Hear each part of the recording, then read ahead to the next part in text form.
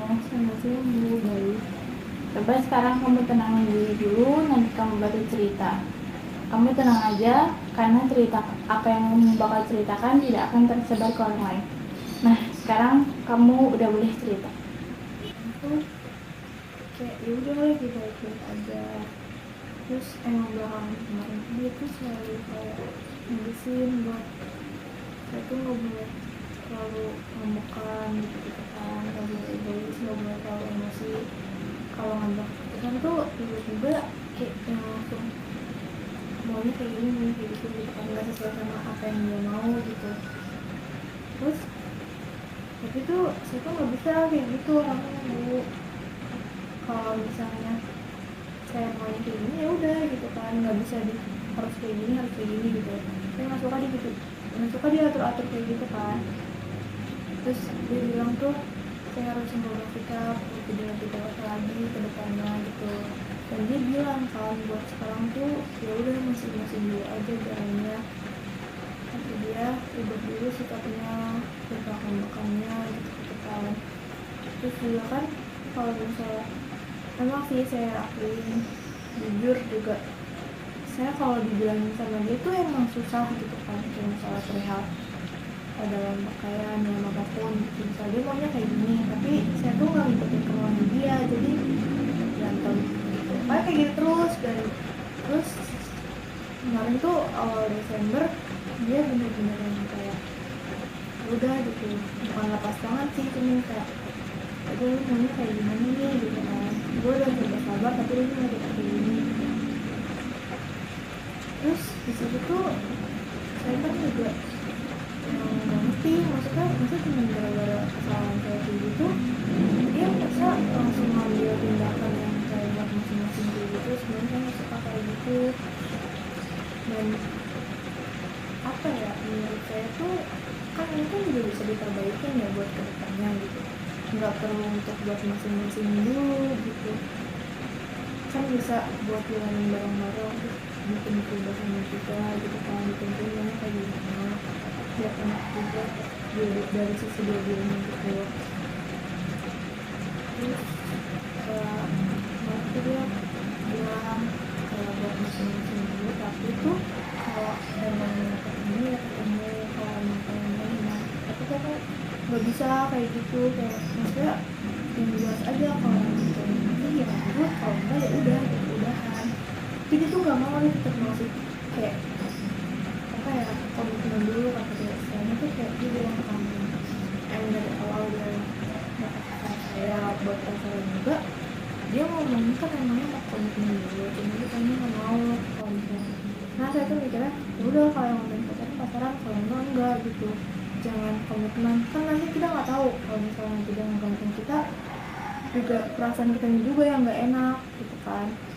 Di situ kan udah tuh pacaran selama 9 bulan ini udah emang sering berantem kan, tapi itu baikan lagi gitu. Pas kemarin tuh dia bener-bener yang kayak mungkin udah capek, dan emang sama sih dua-duanya juga kita kan pasti punya perasaan ya, sama-sama capek lah gitu kan, tambah kan kerja juga, dia juga kuliah. Cuman nggak tahu semenjak dia skripsi tuh bener-bener dia kayak nyalahin saya. Kalau misalnya dia lagi ngerjain skripsi terus saya ngambek tuh nanti dia jadi nggak mood gitu kan. Padahal hal-hal kayak gitu kan seharusnya bisa dia alihkan sama dirinya dia sendiri kan, maksudnya dia nggak boleh kayak gini, nggak boleh kayak gini, bukan dari sayanya gitu loh.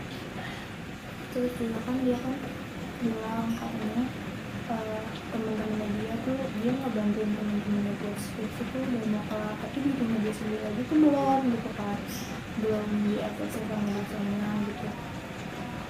Sebenarnya ada beberapa hal yang harus direvisi lagi sih gitu kan, cuman tuh dia ngebantuin temennya tapi temennya lolos, cuman yang sendirinya tuh kayak masih ada beberapa yang harus direvisi lagi gitu. Jadi mungkin dianya stres atau gimana ya, terus kayak ngejalanin hubungan sama saya ini juga jadi kurang gitu.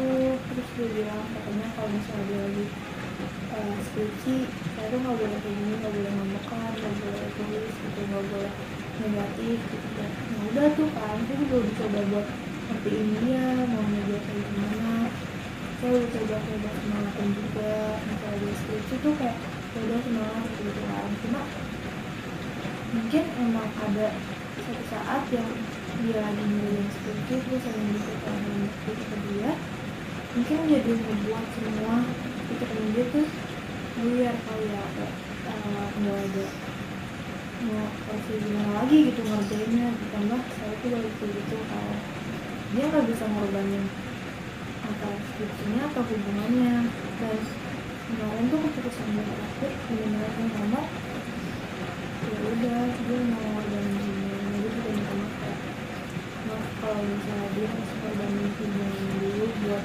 ngerasain semua skripsinya dia sampai nanti tidak itu. Tapi menurut saya sih nggak wajar ya, masa cuma gara-gara saya nambah kayak gitu dia malah kayak jadi nggak mau ngerjain skripsi segala macam, dan kayak misalnya dengan sama temen-temennya karena saya cuma kayak nanya doang masa apa gitu tapi misalkannya saya negatif gitu, dia bilang dia nggak suka kalau saya kayak gitu. Ya udah, terus pas dia bilang buat kayak buat masing-masing jalannya dulu gitu, terus dia ngomong kalau emang pengen main tetap main gitu, cuma tuh saya nggak mau kayak gitu. Dan beberapa hari kemarin tuh dia bener-bener kayak yang nggak ada kabar, lost contact gitu, nggak lost contact sih, dia nggak ada kabar, dan itu bener-bener kayak dia mau ngeliat IG, ngeliat SD saya, tapi itu dia nggak balas chat gitu. Maksudnya apa lu kayak gini, tapi lu bilang lu nggak mau. Sekarang saya bilang kalau emang pengen putus gitu kan, tapi dia nggak mau. Tapi giliran saya untuk dia kan bilangnya mending putus dulu buat proteksi masing-masing gitu kan, proteksi dulu juga dari akunya dan dia juga kayak gitu kan. Cuman aku emang kayak masih space waktu gitu sama dia buat sampai dia nanti kelar wisuda, aku mau juga perubahannya apa yang dia nilai dalam sebulan ini gitu kan, dia udah nilai perubahan apa aja yang di diri aku gitu. Terus juga kan dia bilang dia mau ngejar dreamnya dia gitu, nah dia maunya tuh nggak mau yang gini-gini aja gitu, dia nggak mau kerja di tempat yang maunya pokoknya yang lebih gitu kan. Ini juga kan dia kan pasti merasa bukan kurang ya, cuman kan pasti lebih nyari pekerjaan yang lebih baik lagi kan buat kedepannya juga. Dia juga ngomong kalau emang pengen serius tinggal ikutin aja gitu, ikutin dia, nurut sama dia, udah nggak usah macam-macam gitu. Tapi sebenarnya aku tuh sebenarnya sih kayak emang susah aja dibilangnya, cuma kan emang itu harus butuh sabar yang benar-benar ekstra ya.